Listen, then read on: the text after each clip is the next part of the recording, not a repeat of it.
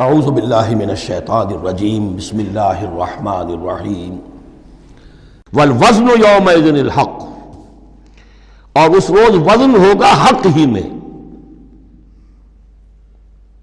اس کے دو ترجمے اس کے ہو سکتے ہیں، حق ہی میں وزن ہوگا اور وزن ہی فیصلہ کن ہوگا۔ یعنی یہ کہ اللہ کی کوئی ترازو ایسی ہوگی، ایک تو ترازو دو پارٹوں والی ہوتی ہے۔ ایک ترازو آپ کو معلوم ہے کہ وہ سپرنگ بیلنس جو ہوتا ہے، جس شے میں وزن ہو اسی سے تو سپرنگ جو ہے نیچے جائے گا نا۔ باطل کاموں میں وزن ہی نہیں ہے، ریاکاری کی نیکیوں میں کوئی وزن ہی نہیں ہے، وہ سرے سے خالی ہے، وہ پادر ہوا ہے، ان کی کوئی حیثیت ہی نہیں۔ والوزن یومئذ الحق، اس دن صرف حق میں وزن ہوگا، نمبر ایک، اور اس دن حق ہی فیصلہ کن ہوگا، وزن ہی فیصلہ کن ہوگا۔ یعنی جو اگر دو پلڑوں والا ہے تو جس کا پلڑا نیکیوں کا بھاری ہے اس کے لیے نجات ہے۔ فمن ثقلت موازینہ، تو جن کے پلڑے بھاری ہوں گے، فاولئک هم المفلحون، تو وہ ہوں گے فلاح پانے والے۔ ومن خفت موازینہ، اور جس کا پلڑا جو ہے، جن کے موازین جو ہیں وہ ہلکے ہوئے، فاولئک الذین خسروا انفسهم بما كانوا بآیاتنا یظلمون، تو یہ وہ لوگ ہوں گے جنہوں نے اپنے آپ کو ہلاک کر لیا بسبب اس کے کہ وہ ہماری آیات پر ظلم کرتے رہے۔ وَلَقَدْ مَكَّنَّاكُمْ، جتنی اہم وہ آیت تھی، فَلَنَسْأَلَنَّ الَّذِينَ أُرْسِلَ إِلَيْهِمْ وَلَنَسْأَلَنَّ الْمُرْسَلِينَ، اتنی ہی اہم اب یہ آیت ہے۔ وَلَقَدْ مَكَّنَّاكُمْ فِي الْأَرْضِ، اور دیکھو انسانوں، ہم نے تمہیں زمین میں تمکن عطا فرمایا۔ وَجَعَلْنَا لَكُمْ فِيهَا مَعَاشٍ، اور اس میں تمہارے لیے معاش کے سارے سامان رکھ دیے، جو ضرورتیں تمہارے جسم کی وہ یہیں سے پوری ہو رہی ہیں۔ تمہیں بڑا خطرہ پڑ گیا ہے کہ زمین کے جو خزانے ہیں ختم ہو رہے ہیں، خوراک کم ہو رہی ہے، دیکھو ہم نے سمندر کے اندر سے کیا کیا خوراکیں نکال دی ہیں۔ اللہ کے خزانے ختم ہونے والے نہیں ہیں، ہم نے تمہارے لیے معاش کا پورا بندوبست رکھا ہوا ہے۔ قلیلا ما تشکرون، لیکن بہت کم ہے جو شکر تم کرتے ہو۔ اب یہ جو آخری آیت تھی، اس کے حوالے سے دوسرے رکوع میں مضمون چل رہا ہے۔ وَلَقَدْ مَكَّنَّاكُمْ فِي الْأَرْضِ، فرمایا وَلَقَدْ خَلَقْنَاكُمْ ثُمَّ صَوَّرْنَاكُمْ ثُمَّ قُلْنَا لِلْمَلَائِكَةِ اسْجُدُوا لِآدَمَ فَسَجَدُوا إِلَّا إِبْلِيسَ، دیکھو ہم نے تمہیں بنایا، پھر تمہاری تصویر کشی کی، پھر ہم نے کہا فرشتوں سے جھک جاؤ آدم کے سامنے۔ اب یہ آیت پھر ان لوگوں کو سپورٹ دیتی ہے جو قرآن مجید میں جو ایوولوشن، کریشن جو ہے انسان کی، اس کے بارے میں یہ سمجھتے ہیں کہ قرآن مجید سے نظریہ ارتقاء کو تقویت حاصل ہوتی ہے۔ میں آپ کو بتا چکا ہوں اب تک جو چیزیں آئی ہیں کہ ایک جگہ پر آدم کی مثال دی گئی، مٹی سے بنایا، اس میں کہا کن فیکون، وہ اسپیشل کریشن کی تائید والی آیت ہے۔ لیکن یہ کہ کسی مقام پر آپ کو وہ ایوولوشن والی بات جو ہے وہ سامنے آتی ہے۔ اب یہاں جو بات آ رہی ہے وہ اس اعتبار سے بہت اہم ہے کہ پہلے جمع کا صیغہ ہے، لقد خلقناکم، ہم نے تمہیں پیدا کیا۔ معلوم ہوتا ہے کوئی اسپیشیز پہلے پیدا کی گئی، نسل پیدا کی گئی۔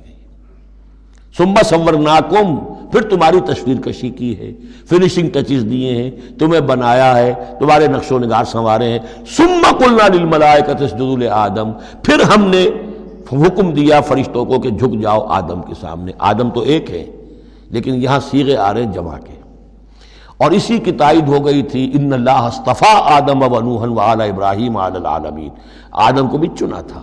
تو معلوم ہوتا ہے کہ ایک امکان ہے، باقی یہ چیزیں جیسے کہ میں نے عرض کیا تھا یہ تھیوریز ہیں، لیکن ان میں جہاں کہیں جس چیز کے لیے کوئی آتا ہے اشارہ اس کو ہمیں جان لینا چاہیے، باقی we have to keep it open.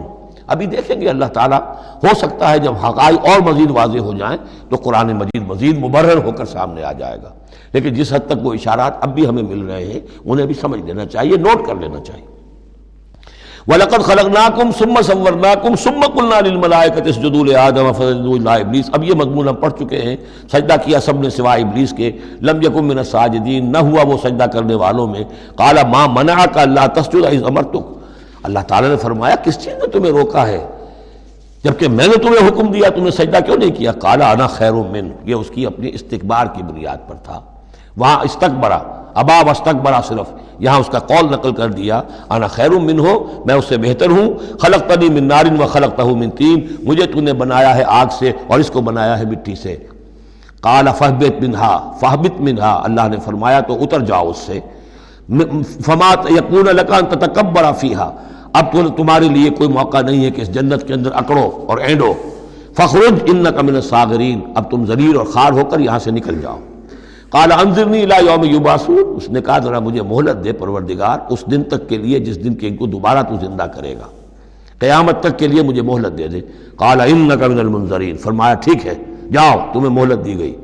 قال فبما اغویتنی، اب اس نے کہا کہ پروردگار جو تو نے مجھے گمراہ کیا اس آدم کے طفیل، اس کی وجہ سے میں رادہ درگاہ ہو گیا، لاقعدن لہم صراطک المستقیم، اب میں لازماً بیٹھوں گا ان کے لیے تیرے سیدھی راہ پر، تیری سیدھی راہ توحید کی ہے، اس پر گھات لگا کر بیٹھوں گا اور انہیں شرک کی پگڈنڈیوں کی طرف موڑتا رہوں گا۔ لاقعدن لہم صراطک المستقیم، میں لازماً ڈیرے لگا کر اور مورچہ جما کر بیٹھوں گا تیرے سیدھے راستے پر، توحید کے راستے پر، انہیں شرک کی پگڈنڈیوں کی طرف موڑنے کے لیے۔ ثم لآتینہم من بین ایدیہم، میں ان پر حملہ کروں گا ان کے سامنے سے بھی، ومن خلفہم ان کے پیچھے سے بھی، وعن ایمانہم ان کے دانی جانب سے بھی، وعن شمائلہم اور ان کے بائیں جانب سے بھی، ولا تجد اکثرہم شاکرین، اور اے پروردگار تو نہیں پائے گا ان کی اکثریت کو شکر کرنے والا۔